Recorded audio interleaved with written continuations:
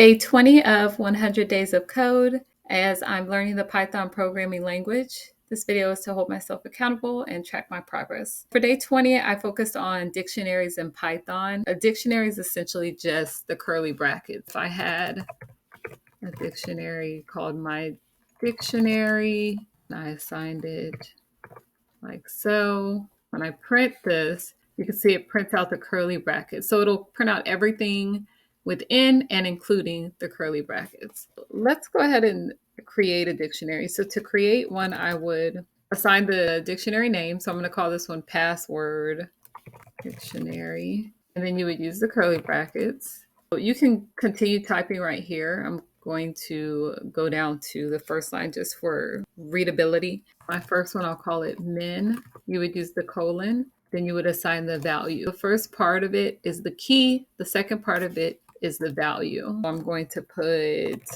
minimum length of characters. The dictionary maps out key value pairs. And when you use it, it allows you to look up the value once you've specified the key. So here I've specified the key as min. My value is minimum length of characters. I'm going to add a few more.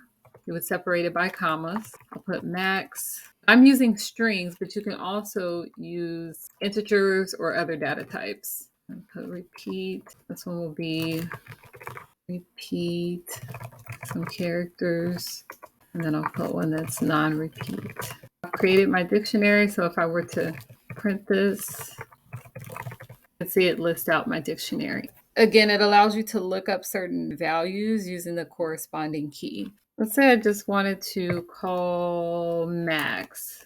So I would use max, and actually I have to use print.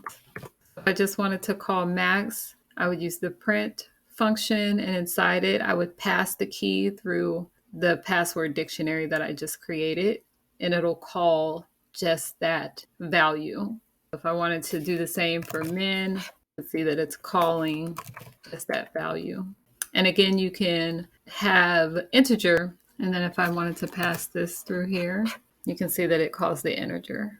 Let's say that I wanted to redefine max. So I would put the name, and then I would use the key. So it's max. And then I would just redefine it by respecifying the value. And then I would need to print it out again. When I reprint it, you can see that it redefines. You can also wipe an entire key, and you would do so by basically redefining it. So let's say I want to pretty much wipe this password dictionary, and I would print it.